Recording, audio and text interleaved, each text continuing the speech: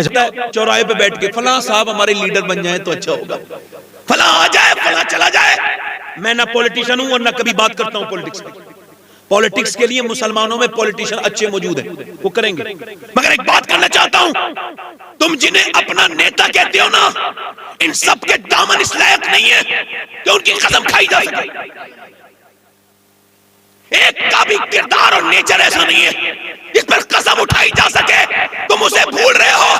एक ऐसा भी तुम्हारी कौम में एक ऐसा बुजुर्ग गुजरा, एक ऐसा कायद गुजरा, एक ऐसा सुल्तान गुजरा, एक ऐसा बादशाह गुजरा, एक ऐसा शहंशाह गुजरा कि जिसने मियां 10 साल हुकूमत की दुनिया पर, कितने 10 साल हुकूमत की मदीने में, और उसने 10 साल के अंदर 1060 शहर फतह किए।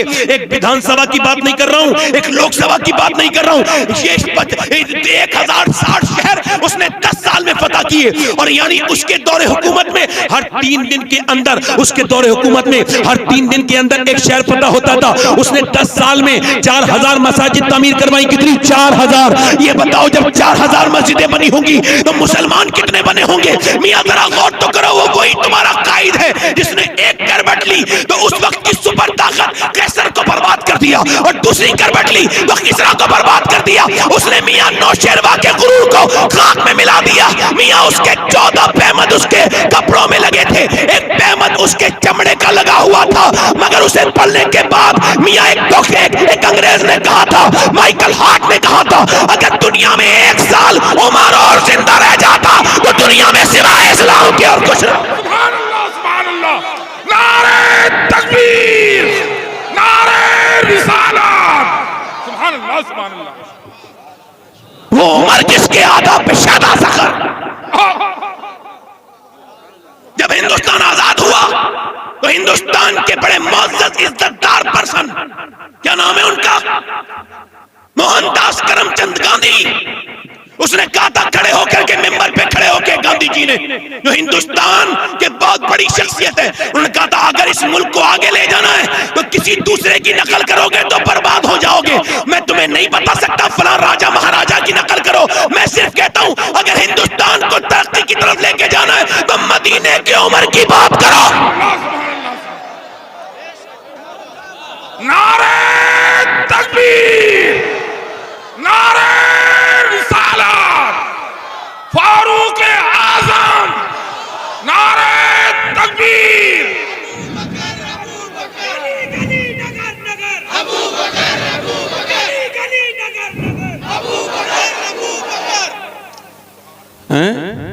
अली की औलाद से उमर का जिक्र सुनने कैसा लग रहा है? जरा बोलो तो सही, सुभान अल्लाह।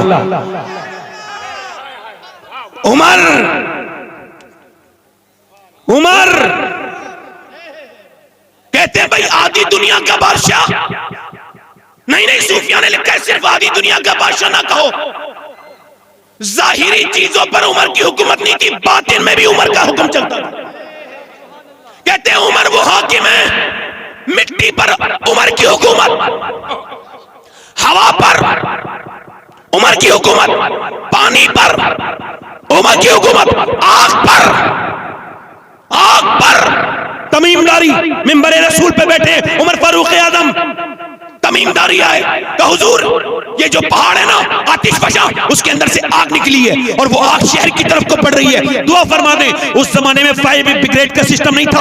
हजरत उमर फारूक आजम ने अपनी चादर ली, कहे दुआ की जरूरत नहीं, लो मेरी चादर लेकर के जाओ। तो हुजूर चादर से क्या करना है यार, जाहिरी तौर है आग तो चादर को जला देगी ना। अल्लाह अकबर, पर मैं मेरी चादर से उस आग को पीछे करते चले जाना, वो पीछे चली जाएगी। तमीमदारी आग मियां लेकर के जाते हैं उमर की चादर, और जाकर के आग की तरफ जब ऐसे करते हैं तो रिवायत में लिखा है हजरत तमीमदारी कहते हैं जब मैंने उस आग को उस चादर से पीछे करना शुरू किया तो जैसे डंडे को देखकर जानवर भागता है, वैसे ही उमर की चादर को देखकर वो आग भागती थी और दुनिया को बताती थी कि जब उमर की चादर दुनिया की आग से बचा सकती है तो आमना के लाल की चादर दुनिया जहन्नम की आग से बचा सकती है। नारे रिसालत, मसरक़ आला हज़रत, नारे तकबीर, नारे रिसालत, नारे रिसालत।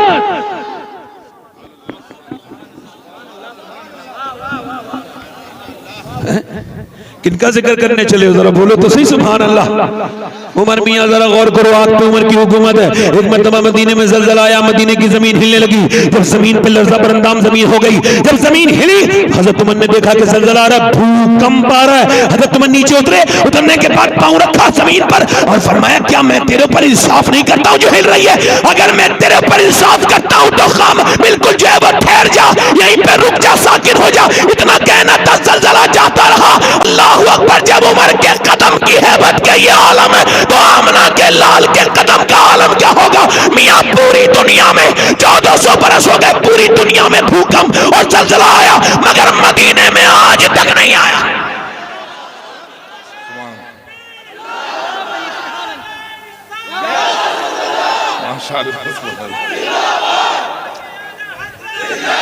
यार किनकी किन्हें अपना हीरो मानते हो भाई? इधर देखें ना, सही है, एक दूसरे को अप्रिशिएट करना चाहिए। एक मिनट इधर देखें भाई, इधर थोड़ा सा तवज्जो करें। अरे किसे अपना हीरो बनाया है भाई? उसे क्यों नहीं बनाते कि जो खड़ा है मदीन बैठा है मिंबर रसूल पर और वहीं पे खड़े होकर कहते हैं, सारिया तुम पहाड़ को मत छोड़ना।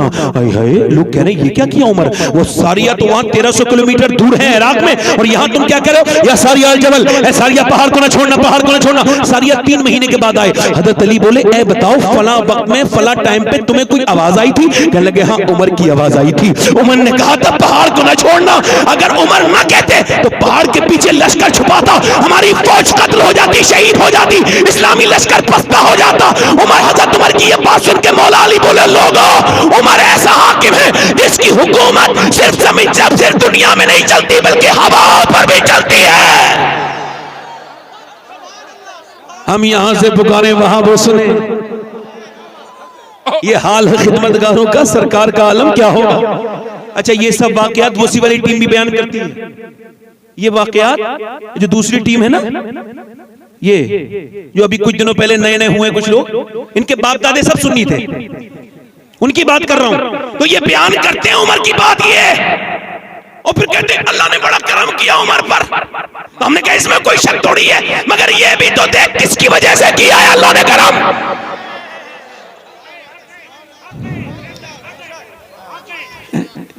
अक्ल चौपायों को दे बैठे, समझो है कि नहीं भाई?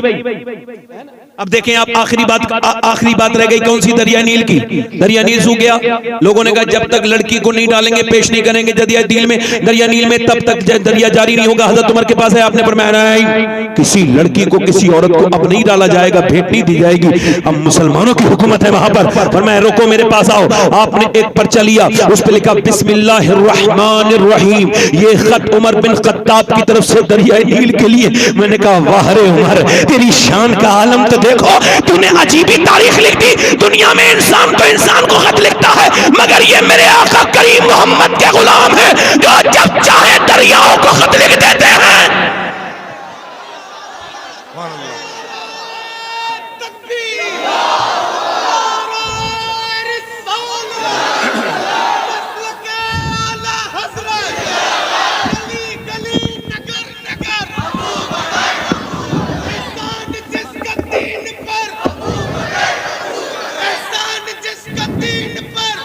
उमर उमर उमर उमर, बोलो जरा सुभान अल्लाह, बोलो अल्लाहु अकबर। आज मुझे लग रहा है, मेरा दिल कह रहा है कि आज मदीने से मेरे आका बलरामपुर की तरफ देखते होंगे कि आज कैसे गुलाम बैठे हैं खैरातें लेने फारूक आजम की। उमर अपने कायद को याद क्यों नहीं करते? मियां जब दरिया नील में वो डाला गया ना पर्चा, उसमें लिखा था ये खत उमर बिन खत्ताब की तरफ से दरिया नील के लिए, अगर तू अल्लाह के हुक्म से बहता है तो बहता रहे, और अगर नहीं बहता है तो मुझे तुझसे कोई मतलब नहीं। जैसे ही दरिया नील में वो खत डाला गया, मियां दरिया जारी हो गया। 1400 बरस हो गया, आज तक जारी है। अल्लाह अल्लाह, आज तक। यार उमर ऐसे कैसे बन गए? उमर तो तलवार लेके हुजूर को माज़अल्लाह कत्ल करने आए थे, है ना? दुश्मन थे, 40वां नहीं होने दूंगा मुसलमान। तवज्जो है कि नहीं? 40वां नहीं होने दूंगा, इस्लाम को आगे नहीं बढ़ने दूंगा, कत्ल कर दूंगा, खत्म कर दूंगा। किसी ने कहा उमर ठहरो यार, आराम से, अपनी बहन बहनों को तो देखो क्या हुआ। तुम्हारे बहनों तो खुद मुसलमान हो गए। बहनों दरवाजे पे गए, देखा तो कुरान की तिलावत हो रही है। अब कहाँ होती है तिलावत है, अब तिलावतों की आवाज घरों में से नहीं आती। कुरान की तिलावत, उमर की बहन कुरान सुन रही है, पढ़ रही है, दस्तक दी, बहनों ने दरवाजा खोला, का तुम मुसलमान हो गए हो। इतने तैश में थे हजरत उमर, कहा अल्हम्दुलिल्लाह मुसलमान, तार से मारा, जमीन पे गिरे बहनोई, और फिर सीने पे बैठ के मारना शुरू किया है। तो मियां मुंह पर मुक्के के मारने शुरू किए, दांत हिलने लगे। बहनोई के बड़े ताकतवर इंसान थे हजरत उमर। बहन आगे बढ़ के बोली, क्या मुझे तू बेवा कर देगा? ये बता, तू मेरा भाई नहीं है? तो फिर बहनोई को छोड़ के बहन के मुंह पे थप्पड़ मारा है। एक तो लड़की, एक तो औरत, वो भी नाजुक, मुंह पे मारा है तो फिर गाल फट गया, मुंह के अंदर से खून निकलने लगा, और कई टपक मारे, और मारते मारते बहन गिरती जाती थी, उमर मारते जाते थे। मारते मारते बोले, बोल इस्लाम छोड़ेगी? उमर की बहन कहने लगी, ओ उमर, तू जिस कत्ताब का बेटा है, मैं उस कत्ताब की बेटी हूं। तूने जिस मां का दूध पिया है, मैंने भी उसी मां का दूध पिया है। तू मेरी जान तो ले सकता है, मगर मोहम्मद का दिया हुआ ईमान। सुभान अल्लाह, सुभान अल्लाह। उमर चूंकि समझदार इंसान थे ना, अपने जमाने में इस्लाम लाने से पहले भी तकरीर किया करते थे, अपने कबीले का तारुफ पेश करते थे मक्के में। आप सबसे ज्यादा बड़े माने जाते थे। आपने फरमाया, ये कौन सा रंग चढ़ गया तेरे ऊपर जो तू अपने भाई को नहीं पहचान नहीं? बहन बोली, जो अल्लाह को पहचान लेता है फिर वो किसी को नहीं पहचानता। उमर बोले, ला वो किताब मेरे पास भी तो लेके आ, मैं भी उसे पढ़ूंगा। कह लगे, तुम नापाक हो, पहले पाक हो, कुरान को नापाक हाथ नहीं लगाते। हजरत उमर बोले, चल तो फिर मुझे पाक करा दे। बहन हाथों पे पानी डाल रही है, और डालते डालते रोते रोते कहती है, मालिक देख मैं कितनी पिटी हूँ, मेरे मुंह से खून निकला है, मालिक मैं कितनी कमजोर हूँ। मेरा ये भाई है, इससे बहुत मोहब्बत करती हूँ, इसे ईमान की तौफीक दे दे। इसका हाथ धोना मेरा काम है, दिल धोना ये तेरा काम है। उधर एक दिन पहले मेरे हुजूर दुआ मांग चुके थे, ए अल्लाह, अमर बिन हशाम या उमर बिन खत्ताब, इन दोनों में से एक को ईमान की तौफीक अता फरमा दे। मेरा इमाम कहता है, इजाबत का सेहरा, इनायत का जोड़ा, दुल्हन बन के निकली दुआए मोहम्मद। मियां अरब का पहलवान आज वह जो है वो बहन के पास बैठा है। अल्लाह अकबर, आज बहन कुरान पढ़ रही है? नहीं, अब लड़कियां कुरान नहीं पढ़ रही, अब वो नॉवेल पढ़ रही हैं, अब वो किस्तें, अब वो देख रही हैं सीरियल और उनके एपिसोड। घरों से कुरान उठ गए। किस किस बात पर मैं बात करूं? मेरी बेटियां, मेरी बहनें मुझे सुन रही हैं, ये सब मेरी बहनें, मेरी बेटियां हैं। मैं किसी को तंज नहीं करता, मगर ये जरूर कहता हूं कि लड़कियों की सही परवरिश नहीं हो रही।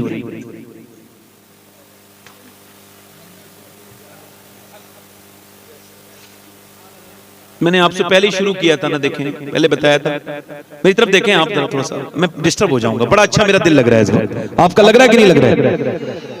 मुझे तो लगी नहीं, मैं बलरामपुर में बैठा हूं, मुझे तो लग रहा है कि जैसे मैं बगदाद शरीफ में बैठा हूं, ऐसा लग रहा है अजमेर में बैठा हूं। रूहानी समा यही है। हाँ नहीं, कोई मसला नहीं, वो दीवाना है। और मेरी तरफ देखें आप, अब लड़कियां क्या कर रही हैं? इकबाल ने आज से 100 साल 70 साल पहले कहा था तकरीबन, लड़कियां पढ़ रही हैं अंग्रेजी, ढूंढ ली कौम ने फला किरा, ये रबिश कैसे गुल खिलाएगी, पर्दा उठने की मुंतजिर है निगाह। अभी वो लड़की ने जो है ना, वो बड़ा वो हो गया नहीं, इधर देखें, लोगों को बड़ा शौक है फेसबुक चलाने का, व्हाट्सएप, और उस पर क्या करते हैं, उस पर वो भी लगाते हैं क्या, स्टेटस। अच्छा, स्टेटस का मतलब होता है हालात। मैं तो यही इसका तर्जुमा समझ पाया हूं। मैंने एक दिन इसे ज्यादा इंग्लिश पढ़ा हुआ तो हूं नहीं, मैं तो स्टेटस को समझा, मैंने कहा है क्या, तो इसका मतलब है हालात। और हालात ये मुसलमान लड़कों के वो गैर शरई बेकार बदतमीज किस्म के गाने लगाते हैं, और गाने लगा करके वो कहते हैं, देखो हमारा स्टेटस ये है कि पहले हम बाहया थे, अब बेहया हो गए। हंसने की बात नहीं है। अपनी बीवी का स्टेटस लगाते हुए देखा हमने लोगों को, और सब आशिक रसूल। अच्छा मुझे पता, मेरे मोबाइल में कोई नंबर होंगे इसी गैर बेकार इंसान के? नहीं हो सकते ना। तो उन लोगों का स्टेटस मैं देखता हूं, उन्हें नहीं पता चलता, मैं देखता हूं, मगर मैं देख लेता हूं, फिर बाद में उनसे बात भी करता हूं। मैंने कहा, तुमने अपनी बीवी को सारे कॉन्टेक्ट वालों को दिखा दिया? बोले नहीं। तो मैंने कहा, तुमने स्टेटस लगाया था। स्टेटस का मतलब होता है हालात। अब स्टेटस पे झगड़े चल रहे हैं, सास में और बहू में, नंद में और बाबज में, फला रिश्तेदार में फला, ये स्टेटस को लगाया, मुझे जलाने के लिए लगाया था। तो तुम जले क्यों भाई? तुमने देखा क्यों? मुसलमान लड़कियां माज़अल्लाह स्टेटस लगा रही हैं, इधर देखो, अभी मैंने इनसे कहा था थोड़ी देर पहले आखिर से, मैंने कहा ये देखो, ये फातिमा नाम लिख रहा है और ये लड़कियां किस तरह की वीडियोस बना रही हैं। लिख रहा है राबिया नाम, इधर देखें क्या लग रहा है, राबिया नाम लिख रहा है, रेहाना फातिमा नाम लिख रहा है, आयशा फातिमा नाम लिख रहा है, खतीजा, और बेहुदा तस्वीरें बेगैरती के साथ अपने जिस्म की नुमाइश करने वाली वीडियोस वो डालती हैं। किसी भी तरह की वीडियो नहीं, हराम में डालना चाहिए, मगर इस तरह के वीडियोस जो बेकार लड़कियां जिनके नाम रेहाना है, जिनके नाम अफसाना है, जिनके पास नाम मुसलमान है, आयशा है, फातिमा है, खतीजा है, उनसे हाथ जोड़ के गुजारिश करता हूं, ऐसा करो, या तो अपना किरदार बदलो या अपने नाम बदलो।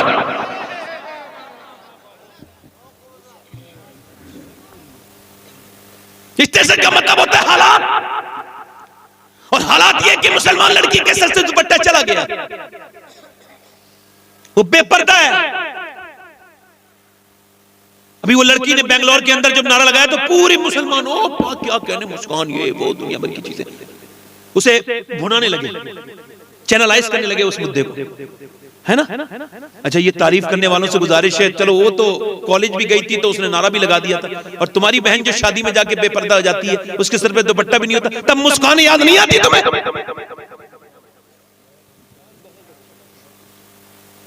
मुस्कान के नाम पे लाइक लेना चाहते हो, लाइक फेसबुक पे पोस्ट डाल के कहता है लाइक तो कर दो, मेरी बहनें कहती है लाइक तो कर दो, अरे इसे फॉलो तो कर लो। मैं कहता हूं मैंने आज तक स्टेटस नहीं लगाया, मुझे पता है स्टेटस सबको दिखाने का नहीं होता, क्योंकि सबको दिखाओगे रुसवा हो जाओगे, रब को दिखाओगे तो अल्लाह तुम्हें बरकतें अता करेगा। और इंसान स्टेटस लगाना है ना तो रात को मुसल्ले पर स्टेटस लगाया कर, ए मेरे रब मेरे हालात ऐसे हैं, इसे बदल दे, क्योंकि दुनिया लाइक करेगी तो कोई फायदा नहीं होगा। अगर मेरे रब ने एक लाइक कर दिया तो दुनिया भी कामयाब, आखिरत भी। क्या कागजी दुनिया में जी रहे हैं भाई। बच्चियां क्या कर रही हैं, अंग्रेजी पढ़ रही हैं। अच्छा, फिर एक साहब से मैंने कहा अपनी बहन को पर्दा कराया करो, बेटी को। कहने लगे मौलाना साहब कोई बात नहीं, मुझे अपनी बेटी पे भरोसा है।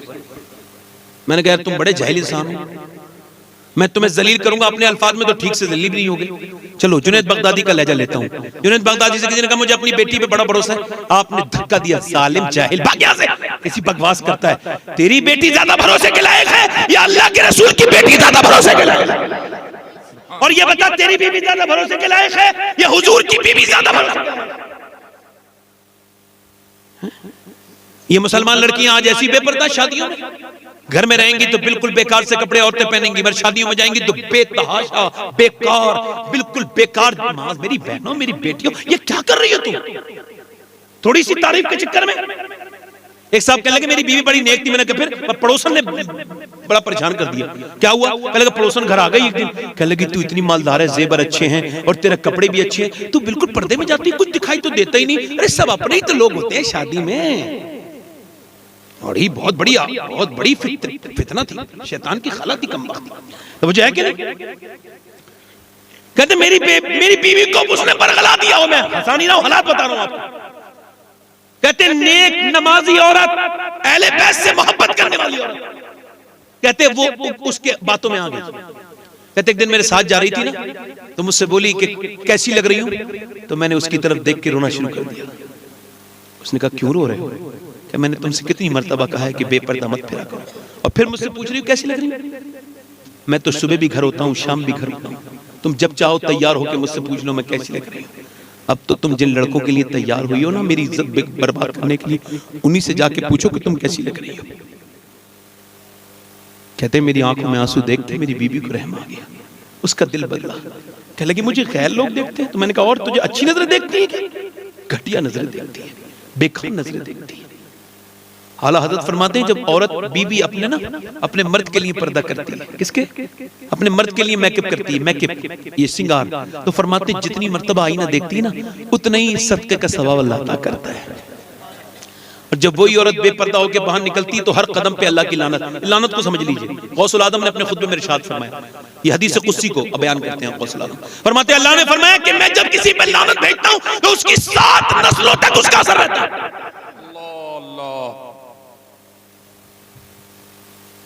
बेपर्दा निकली औरत,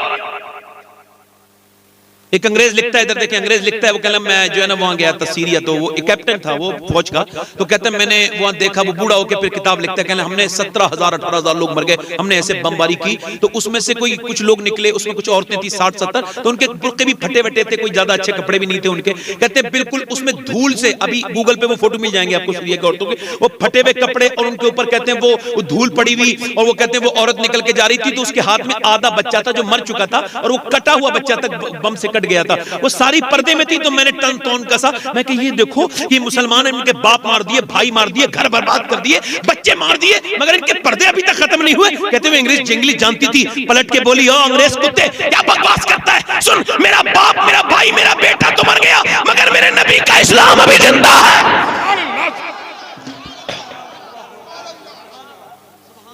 मुसलमान लड़कियों के लिए आइडियल सैयदा पाक सैयदा फातिमा तो ज़हरा की जिंदगी है, हुजूर की बेटी की जिंदगी है। और कैसी जिंदगी है सैयदा पाक के बारे में मेरा इमाम कहता है, जिसका आंचल न देखा मोह मेहर ने, उस रिदाए नज़ाहत पे लाखों सलाम। सैयदा ज़हरा तैयबा ताहिरा जाने अहमद की राहत पे, बोलो तो सही जरा, जाने अहमद की राहत पे लाखों सलाम। दिल लग रहा है और बोलूं या खत्म कर दूं? बोलो और बोलूं, अभी तो मेरी तकरीर शुरू हुई है, जोर से बोलो सुभान अल्लाह। जाने अहमद की राहत पे लाखों सलाम। नबी पाक सल्लल्लाहु अलैहि वसल्लम की बेटी देखे मौला अली फरमाते मेरी शादी हुई, शादी के बाद फातिमा मेरे घर आई, कहते मैं फातिमा को देख के रोया, तो फातिमा बोली मुझे आप देख के रोते क्यों? अच्छा देखे दुल्हन जब घर में आए तो आदमी तो रोता नहीं ना, वो मुस्कुराता है या अच्छी बात करता है, अच्छा माहौल होता है। कहते मैं बीवी को देख के रोने लगा। फातिमा मुझसे बोली आप क्यों रोते हैं? मैंने कहा फातिमा कितने भी गरीब की लड़की की शादी हो ना तो 2-3 जोड़ी कपड़े होते हैं, मैं हुजूर की सादगी पे और तुम्हारे सब्र को देख के रो रहा हूँ कि फातिमा तुम दुल्हन भी बनी हो तो 17 पेमत की चादर में बनी हो। कहते फातिमा ने फरमाया मेरे अब्बा ने कहा था फातिमा अच्छे कपड़े अच्छा जेबर औरत का जेबर नहीं है, औरत का जेबर उसका पर्दा है। कहते हैं मौला अली मेरी शादी हुई तो दूसरे दिन किसी ने दावत की, मेरे घर दावत को चले। मैंने कहा क्यों? कि मैं चाहता हूँ हुजूर की बेटी घर पे आ जाए और आप भी आ जाएं, चूंकि वो काम नहीं करती होंगी ना, अभी नई नवेली दुल्हन है। तो कहते हैं मैंने उसकी तरफ देख के रोना शुरू किया, कैसी बात करता है। नबी की बेटी ने पहले दिन इतनी चक्की चलाई है कि रात मैंने देखा कि उनके हाथों पे जख्म बन गए थे। आज मॉर्निंग वॉक पे नहीं जानी लड़कियां। एक डॉक्टर ने का मैसेज आया, उन्होंने कहा कि वो सैयद साहब क्या चाहते हैं कि लड़कियां मॉर्निंग वॉक ना करें, मुसलमान औरत थी। मैंने उनकी तकरीर सुनी, वो कह रहे हैं मॉर्निंग वॉक पे जाती हैं लड़कियां। मैंने कहा हाँ मैं क्या चाहता हूं कि ना जाएं। क्यों? बोले क्यों? मैंने कहा मॉर्निंग वॉक की क्या जरूरत है भाई? पहले के जमाने की औरतों के पास क्या थे? चूल्हे बेहतरीन नहीं थे जैसे वाले चूल्हे, तो मेहनत करती थी, चक्की भी चलाती थी, खैर चक्की आप नहीं चलाएंगी, मगर झाड़ू लगाती थी। उसके बाद जो है वो कपड़े तो धोती थी, मगर कपड़ों की अब मशीन आ गई, सारा फारिग हो गई। अब खा खा के औरतें मोटी हो रही हैं और उसके बाद वो क्या कर रही हैं? अब वो सुबह को मॉर्निंग वॉक करने जा रही हैं। मैं बताऊं, मुझे बताओ, आप जरा गौर करें, अल्लाह के रसूल अलैहि सलाम की जिंदगी की बेटी की जिंदगी देखें। इमाम हसन कहते हैं मेरे घर में 17 दिन का मैंने फाका देखा, मगर मेरी माँ एक रात में 1000 रकात नमाज नफिल पढ़ती थी। इस्लाम ने इतना बदला है औरत के लिए, अपने निजाम को कि किसी के लिए कोई नहीं बदल सकता। अरे इस्लाम को समझो तो मेरी बेटियों, अल्लाह ने फरमाया हुक्म यह कि जब अजान नमाज पढ़ो तो यहां तक हाथ लाओ, अल्लाहू अकबर कह के नीचे को बांध लो। मगर औरत के लिए हुक्म है नहीं तेरे जिस्म की बनावट और है, बस तुझे यहां तक लाना है, यहां तक लाना है बस। अल्लाह नहीं चाहता कि तेरी बेपर्दगी हो। मौला अली कहते हैं फातिमा को मैंने देखा बुखार आया था, तवज्जो चाहता हूँ मेरी तरफ देखे। फातिमा को मैंने देखा, तवज्जो चाहता हूँ। कहते हैं फातिमा को मैंने देखा बुखार आया था, तो मैंने बुखार वो आई आकर के कहते हैं मौला अली फरमाते हैं कि मैं मेरे पास बैठी, मुझे खाना खिलाया और खाना खिलाने के बाद वो मुसल्ले पे जाने लगी। मैंने कहा आपकी तबीयत ठीक नहीं है, आप आराम कर लीजिए। कहते हैं उन्होंने आराम नहीं किया, पूरी रात इबादत करती रही, पूरी रात। कहते हैं मैं फजर के बाद आया तो थोड़ी आराम थोड़ी कर रही थी, हम तो रात को जागते हैं तो दिन में आराम कर लेते हैं, मगर हुजूर की बेटी सैयदा तैयबा ताहिरा आबिदा जाहिदा, यार जिसके बच्चों की तरह किसी के बच्चे नहीं है, जरा बताओ तो, जिसने जैसे बच्चे पाले ऐसे कोई बच्चे पाल सकता है? मियां जरा गौर तो करो। हजरत अली कहते हैं मैंने देखा कि फिर वो दोनों आलम के मालिक व मुख्तार की बेटी फिर चक्की चलाने लगी। मैंने कहा फातिमा पूरी रात जागी हैं, अब चक्की चला रही हैं, ये ना करें। कहने लगे मेरे सरताज नहीं, रात को इबादत करके अल्लाह को राजी किया था, अब आपकी खिदमत करके मैं अपने शोहर को राजी करना चाहती हूँ। अल्लाह अकबर, अल्लाह अकबर। जरा गौर तो फरमाए, ये कौन थी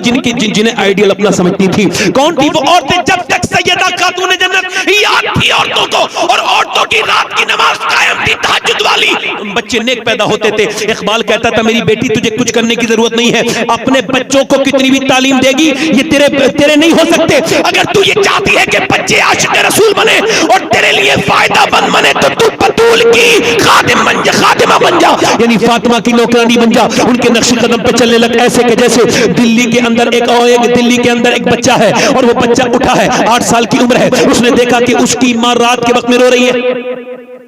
वो रात को अपनी माँ के करीब गया, जाकर के देखा कि माँ रो रही है। माँ से कहने लगा अम्मी जान क्यों रो रही थी? नमाज का उसने सलाम फेरने के बाद कहा बेटे मैं इस वजह से रो रही थी। तुम उठ गए? कहाँ? कहा बेटे मेरे हाथ पे अभी कीड़ा चला था। कहा फिर मैंने सोचा कुछ दिनों के बाद, आज ना तो कल परसों, 10 साल में 15 साल में कब्र में जाऊंगी, और जब मुझे यहाँ से दफन करने के मैं मर जाऊंगी तो यहाँ से मुझे ले जाने के बाद दफन कर देंगे, ऊपर से तख्ते लगाएंगे, तख्ते लगने के बाद कैसी घुटन होगी, कैसी घुटन यार। मैं ऐसे उठूंगा ऐसे करके तख्ते देखूंगा ऐसे, मैं भाग नहीं सकूंगा। हुजूर फरमाते हैं इंसान सो रहे हैं, जब कब्र में जाएंगे तो आंख खुल जाएगी, फिर देखेंगे वो। तो कहने लगी मेरे बेटे फिर मैं जब अंदर कब्र में जाऊंगी तो आदमी जब बैठा होता है ना तो मच्छर नहीं होता है, मगर जब आदमी बैठ जाता है तो आ जाते हैं मच्छर। ऐसे ही जब मेरी लाश रखी जाएगी तो कीड़े आ जाएंगे, कोई नाक में चढ़ेगा, कोई मुंह में चढ़ेगा। बेटे कीड़ों से डर रही हूँ। बेटा आगे बढ़ के बोला अम्मी आप तो बहुत बड़ी हैं, मैं बहुत छोटा हूँ, मैं मर गया तो क्या होगा? मेरी अम्मी मेरे लिए दुआ करो। तो माने का बेटे सजदे में जा, अल्लाह कब्र के अजाब से बचाएगा। कभी अपने बच्चों के साथ रात को नमाज पढ़ने का दिमाग बनाओ, देखो कैसे रहमतें आएंगी।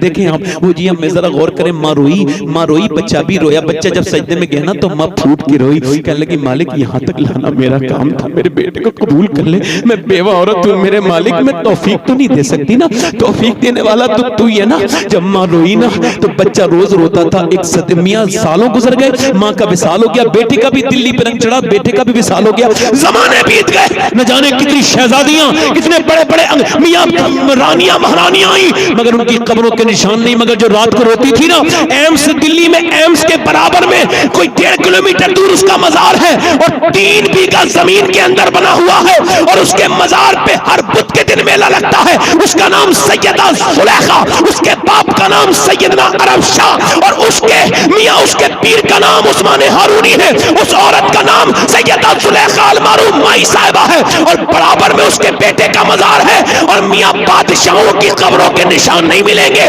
मगर उसके बेटे के मजार पे रोज मेला लगता है। उसका नाम निजामुद्दीन महबूब इलाही है।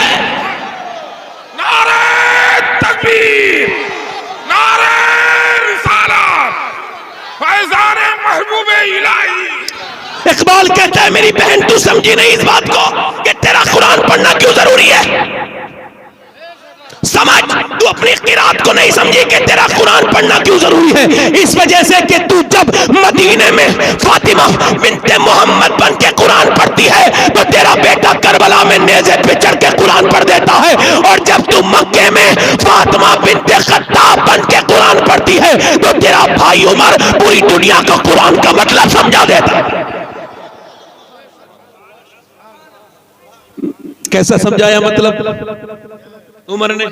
दिल लग रहा है कि नहीं लग रहा है? बोलो, खत्म करूं और बोलूं? जरा बोलो जरा। मैं जरा उठने बैठने वाले लोगों से परेशान हो जाता हूं, वरना मैं थकता नहीं तकलीफ करते करते, है ना। जरा थोड़ा उठने बैठने वाले लोगों से जरा थोड़ी सी परेशानी हो जाती है, मगर ज्यादा नहीं होती, थोड़ी तो हो ही जाती है ना। एक बार गौस पाक तकलीफ कर रहे थे, जरा मेरी तरफ तो देखो जरा, कौन गौसुल आजम? जरा बोलो तो सही सुभान अल्लाह। उससे ज्यादा खूबसूरत इंसान उसके बाद कभी पैदा ही नहीं हुआ जैसा शेख मुहियुद्दीन अब्दुल कादिर जिलानी है। आए है मेरे आला हज़रत फरमाते हैं मुस्तफा के तने बेसाया का साया देखा, जिसने देखा मेरी जहां जलवा ज़ेबा तेरा। गौस पाक फरमाते कोई ये ना कहे वो मुझसे मोहब्बत करता है, वो कौन होता है मोहब्बत करने वाला? फरमाते पहले मैं करता हूं, वो बाद में करता है। एक बार तकरीर कर रहे थे तो चील ने डिस्टर्ब किया, को बोलने लगी चील। अब गौस पाक को कहां गवार कि बात हुजूर की हो रही है और को डिस्टर्ब हो जाए। आपने ऐसे करके चील को देखा, नीचे गिर के मर गई, 2 टुकड़े हो गए। आपने तकरीर के बाद उठाया, कहने लगे सुन मेरा नाम अब्दुल कादिर है, आज के बाद तुझे जिंदा तो कर रहा हूं, मगर बता रहा हूं इधर से गुजरे तो आवाज ना करना। इस बार जिंदा कर रहा हूं, अगली बार जिंदा नहीं करूंगा। मेरा इमाम कहता है तेरी चिड़िया है, तेरा दाना पानी, तेरा मेला, तेरी महफिल है।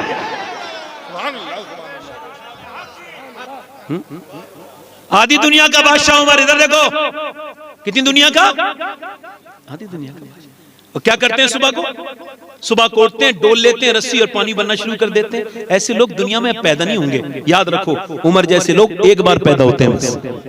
रस्सी लेके पानी भर रहे हैं, पानी भर के जब सूरज ऊपर चढ़ गया, उसके बाद आपने कुछ घरों के सौदे लाके दिए, उसके बाद मस्जिद में चले गए और मस्जिद में जाकर के झाड़ू लगाने लगे। अब तो कोई साहब देखे नहीं, सेठ साहब मस्जिद में दाखिल हुए, झाड़ू नहीं लगी, तो आप भी तो लगा सकते हो ना भाई। बाबा फरीद के पास कोई गया, कहने लगा मेरी तकरीर, आपकी तकरीर का मेरे ऊपर असर नहीं हो रहा है, मेरा दिल मुर्दा हो गया। पहले लोगों के ऊपर तकरीर का असर नहीं होता ना, तो वो कहते थे मेरा दिल मुर्दा हो गया, और अब असर नहीं होता तो कहते हैं मौलाना का अमल ही नहीं है जी। अपने आप को नहीं देखेंगे। कहने लगे बाबा फरीद से, गंजे शक्कर रहमतुल्लाह अलैह से, कहले मेरा दिल जरा मुर्दा हो गया, गंदा हो गया, क्या करूं? पर मैं ऐसा कर, अल्लाह के घर में झाड़ू लगाया कर। का फिर का तू अल्लाह का घर साफ करेगा, अल्लाह तेरा दिल साफ कर देगा। ऐसा भी कोई बादशाह देखा आपने कभी जो मस्जिद में झाड़ू लगाए?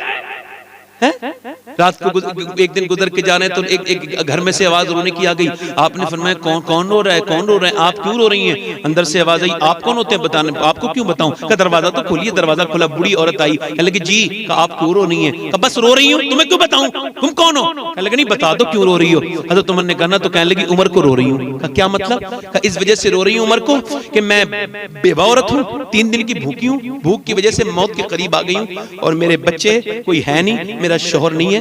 मैं जब मैं मरूंगी ना, पका हुआ फल हूं ना, तो मरूंगी, जिस दिन टूटूंगी कब्र में जाऊंगी, हुजूर आएंगे तो हुजूर से शिकायत करूंगी, या रसूल अल्लाह उमर के दौर में 3-3 दिन भूखी रही थी।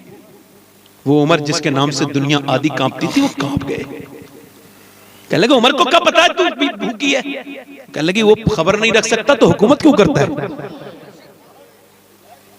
गए, खाना लेकर के आए, और खाना लेने के बाद उमर, ख्वाजा शेखुल इस्लाम ख्वाजा कमरुद्दीन सियालवी फरमाते थे उमर में और बाकी सहाबा में ये फर्क है कि बाकी सहाबा हुजूर के मुरीद हैं, उमर हुजूर की मुराद है। औरत को खाना खिला के बोले ऐसा कर तू उमर को माफ कर दे। यार आधी दुनिया का बादशाह माफी मांग रहा है, बेवा औरत से, ना इसका कोई वोट है ना इसका कोई खानदान है। माफ कर दे, आज माफ करता, माफी मांगता है कोई? अपनी मां से नहीं मांगता माफी, दुनिया से मांग लेगा माफी नहीं मांगेगा। अच्छा, जाकर के जज के पास, कलेक्टर के पास जाके लंबी लाइन लगाएगा, पुलिस के पास जाएगा, पुलिस वालों से गाली भी खा लेगा, मगर कमरे में जाके बीबी से माफी नहीं मांगेगा। मैं ए बीबी हो तुम मेरी, बाहर जाके पिट लेगा। यार तनाई में माफी तो मांगनी थी, कोई बिगड़ना भी नहीं था कुछ, मगर तकब्बुर माफी नहीं मांगने देता। 2 लोगों में मैं सुलह करा रहा था ना, तो इससे को माफी मांगे, मतलब मैं को मांगू, इससे को ये माफी मांगे। बड़ी देर हो गई, सुलह ही नहीं हो रही दोनों में। मैं बैठा, मैंने कहा भाई मुझे कहीं जाना है, भाई आप आपस में सुलह करो। कह लगे सही साहब इससे को माफी मांगे। मैं कहा भाई तुम दोनों किसी से माफी मांगो, मैं तुम दोनों से माफी मांग लेता हूँ। अपनी माँ से माफी मांगता है। एक न्याज में मैं गया तो एक औरत ने मुझे बुलाया, माँ थी उसकी बच्चे की। कहने लगी सैयद साहब, मैं कहा हाँ, मेरे बेटे से कह दो कम से कम 1 हफ्ते में 100 रुपए तो दे दिया करे ना। मैंने कहा क्यों? कहने लगे बीमारी है ना, मुझे तो भीख मांगनी पड़ती है इससे। तो कहने लगी कभी नहीं मांगती सैयद साहब। फिर मुझसे कहने लगी सैयद साहब मैं इस वजह से इससे मांगती हूँ कि मैं पान खाने का मुझे शौक है, तो पान के लिए इससे पैसे मांगती हूँ। डांट देता है, इतनी बड़ी न्याज करा रहा है, इससे कह दो मुझे अपनी माँ को भी तो इससे बता दो कुछ, माँ का भी हक होता है कि नहीं होता। और फिर एक बात मालूम है उसने क्या किया? लगे सैयद साहब छुपा छुपा के खाना लेके जाता है, फलना माँ बाप से छुपा के लेके जाता है बीबी के कमरे में, समझता है कि मैंने देखा नहीं। क्या माँ से भी पेट छुप सकता है? मैं कहा तुझे गैरत नहीं आई, भूल गया माँ को भूल गया। अम्मी आयशा फरमाती मेरे दरवाजे पे दस्तक हुई, मैंने दरवाजा खोला, एक औरत खड़ी थी। कहने लगी कई दिन से भूखी हूं, कुछ दे दीजिए। अम्मा आयशा फरमाती मैंने 3 खजूरें दे दी। इधर देखिए कितनी खजूरें दे दी, जरा 1 मिनट भाई, फैजान भाई जरा तवज्जो करें। कितनी खजूरें? 3 खजूरें दे दी। फरमाती एक खजूर एक बच्चे के मुंह में दे दी, दूसरी दूसरे के मुंह में दे दी, और फरमाती फिर तीसरी उसने खुद मुंह में रख ली। बच्चे खा चुके थे ना, तो माँ को देख लगे। माँ ने देखा कि बच्चे भूखे ना, तो मुंह से निकाली खजूर, आधा टुकड़ा इसमें किया, आधा इसका किया, दोनों के मुंह में रख दी, और फिर अपने बच्चों की तरफ मुस्कुराती हुई चली गई। हुजूर ये देख के मैं बहुत रोई हूँ। अल्लाह के रसूल ने फरमाया क्यों? कहा हुजूर उस माँ की ममता देख करके बहुत रोना आ गया। यार जो माँ अपने पेट काट के तुझे खाना देती है उसे भूल गया। मैं सैयद साहब बैठे हैं, ये अल्हम्दुलिल्लाह इमाम हुसैन की औलाद है, आप सब नेक लोग हैं। मेरी वालदा, पहले मैं घर जाता था अपने, और यार ये बात कह रहा हूँ मैं कि मेरी दरवाजे पे दस्तक देने की मुझे जरूरत नहीं पड़ती थी। गाड़ी की आवाज सुन के अम्मी दरवाजा खोलती थी। कोई 1.25 साल से अम्मी अब उठ बैठ नहीं सकती और उन्हें फालिज हो गया है, पैरालिसिस हो गया है। तो अब जब मैं जाता हूँ तो दरवाजा कभी कभी देर लग जाती है, जाता हूँ तो वो जागी रहती हैं। तो एक दिन मैंने कहा अम्मी नींद नहीं आती रात को? मैं तो बहुत रात में आता हूँ। कहने लगे बेटे नींद आती है, मगर तुम्हारी गाड़ी की आवाज सुन के आवाज जो है मेरी आंख खुल जाती है। फिर मेरा हाथ पकड़ के एक दिन बोली तुम हुजूर के जलसे में जाते हो तो ये दुआ करो कि अल्लाह मेरे हाथ पैरों को ऐसा कर दे कि मैं जब तुम आया करो तुम्हारे लिए गाड़ी का दरवाजा खोल दिया करूं, मैं तुम्हारे लिए दरवाजा खोल दिया करूं। यार हाँ माँ होती है यार, मरने के बाद क्या ठंडी मिट्टी से रोगे, जीते जी रोना अपने माँ बाप से। बहुत बड़ा एहसान है माँ का। माँ जाहिर नहीं करती मगर बहुत बड़ी होती है माँ। बाप भी जाहिर नहीं करता। एक साहब कहने लगे सी साहब मेरे बाप ने ना मुझे बेदखल कर दिया पैसे से। मैं कहा तुम्हें ईद मिले और ईद आने वाली है आपके बाप से? कहने लगा नहीं ईद तो नहीं मिला। मैं कहा ईद मिलने ना, नहीं मिलूंगा, बहुत नाराज है। मैंने कहा तुमने ईद भी मिलनी है, दुरूद भी पढ़ना है। वो समझा कोई अमल चला गया, ईद के बाद आया। कह लगा अब्बा राजी हो गए। मैंने क्या हुआ? कह लगा ईद वाले दिन मैंने कहा अब्बा मिलना चाहता हूँ। मैं नहीं मिलूंगा। मैंने कहा नहीं मिलना चाहता और मैं नहीं मिलूंगा। कहते मैंने जबरदस्ती बाहों में जब उसे अपने बाप को दबोचा ना, उसे जब अपनी बागों में गिरफ्त में लिया तो कहते वो मुझे हटाने लगा, मगर जब नहीं छुट सका ना, और मैंने जब सीने की गर्मी उसके सीने तक पहुंची, मैंने दुरूद पढ़ा तो कहते हैं वो सिसक सिसक के रोया। मेरा बूढ़ा बाप उसकी दाढ़ी जब भीगने लगी ना, मैंने कहा अब्बा क्यों रो रहे हो? कहने लगे बेटे तूने इतनी इज्जत कभी नहीं दी थी, इतनी मोहब्बत आज तू मुझसे कर रहा है। अगर इतनी मोहब्बत करता मैं तुझसे नाराज नहीं होता। तू तो मुझे बेकार समझता था। तू ये समझता ये दौलत मेरी है, मेरी दौलत तू है। मैंने अपनी जवानी में आग लगा के तेरी जवानी कायम की है। मेरे बेटे तेरे स्कूल की फीस जमा की है, तेरे लिए मैं रातों को जागा हूँ। मैंने किस किस आदमी की जब बात सुनी है, मैंने अपनी पूरी जिंदगी लगा दी, मगर तू मुझसे 2 पौरे बात भी नहीं करता है। दुनिया सलाम करता है, मुझसे नहीं करता है। कहने लगे सैयद साहब मैं 40 साल का हूँ, मगर आज तक बहुत लोगों से ईद मिला हूँ, मगर जो ठंड दिल में अपने बाप से ईद मिल के मिली है ना, वो किसी से नहीं मिली। मैं कहता हूँ यार फिर बाप मर जाएगा तो फिर कोई फायदा नहीं होगा। बाबा फरीद कहते हैं अपने बाप का तलवा बगैर किसी कपड़े के चूम लेना एक फरमाते 7 साल की नफली इबादत से बेहतर है। मेरे हुजूर फरमाते जिसके माँ बाप राजी हो गए उससे अल्लाह राजी हो गया। अल्लाह अकबर। मियाँ जब दिल में इश्क हो ना तो आदमी क्या कह रहा है? उमर जैसा आदमी कह रहा है तू मुझे माफ कर दे। औरत बोली कि क्यों? का उमर को माफ कर दे। का तुझे मैं नहीं माफ करूंगी, कम माफ कर दे। उसे पता नहीं था माफ कर दे। कह लगी चल माफ करती हूँ, तू कहता है तो माफ करती हूँ। उमर बोले लिख के दे। का मैं लिखना नहीं जानती हूँ, तू लिख ले मैं दस्तखत कर दूंगी। उमर ने क्या लिखा? एक औरत नाराज हो गई थी उमर के जमाने में, उमर ने उसे मना लिया, वो अब ठीक हो गई, राजी हो गई। ये इस पे दस्तखत होने वाले थे, मौला अली आ गए, हजरत हुजैफा आ गए। कह लगे अमीरुल मोमिनीन आप यहाँ बैठे, हम आपको ढूंढ रहे थे। औरत ने कहा ये अमीरुल मोमिनीन है? कहा कि उमर है? कहा। रो के बोली उमर मुझे माफ कर दो, मैं तो तुमसे पानी मंगवा रही थी ऐसे जैसे नौकरों से मंगवाते हैं। मैं तो तुमसे ऐसा सलूक कर रही थी जैसे तुम कोई नौकर हो, तुम मेरे घर आ गए। मैंने कितनी बुराई की तुम्हारे सामने, तुमने मुझ पे कितना। उमर बोले देख मेरी तेरी बात हो चुकी है, लिख दे अब इस पे दस्तखत कर दस्तखत इस पे। आपकी बात हो गई ना मेरी, अब लिख दो। औरत ने दस्तखत कर दी। अली के हाथ में खत लिख के बोले अली मुझे लगता है मेरा इंतकाल पहले होगा, तेरा बाद में होगा। जब मैं मरूना तो मेरी कब्र में ना मेरे कफन के अंदर यही वाला जो है वो रुक्का रख देना, और जब मेरे हुजूर आएंगे तो मैं कहूंगा या रसूल अल्लाह। पूछेंगे उमर बता कैसी हुकूमत की? कहूंगा हुजूर एक बूढ़ी नाराज हो गई थी, मैं उसे भी राजी करके लाया हूं, लिखवा के लाया हूं। अल्लाह अकबर। या मकसद हुजूर की रजा बन जाए। आज हम उमर को भूल गए।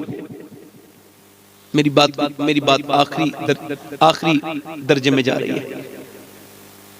उमर को भूल गए।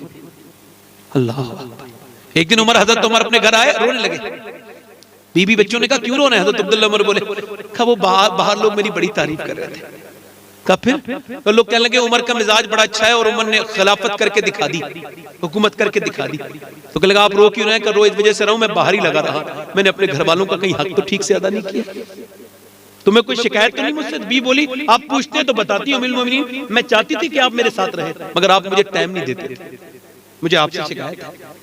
हज़रत उमर आगे बढ़ के बोले ऐसा कर, फिर अल्लाह की रजा के लिए मुझे माफ कर दे। बीबी से माफ करते, माफी मांगते देगा किसी को? अपनी गलती की तो मांग सकते हैं ना। अरे जिसके घर में सुकून नहीं वो कितना ही बाहर उड़ता फिरे। हुजूर ने फरमाया तुम में बेहतर वो है जो बीवियों के लिए बेहतर है। मैं अपने भाइयों से गुजारिश करता हूं, नौजवानों से मेरी तकरीर में हज़रत उमर पे मैं और गुफ्तगू कर सकता था, मगर थोड़ा सा रुख फेर के अपनी बात को खत्म कर लूं। मैं आपसे अर्ज ये करना चाहता हूं नौजवानों, आज के बाद अपनी जिंदगी ऐसी गुजारो जैसी उमर ने जिंदगी गुजारी है।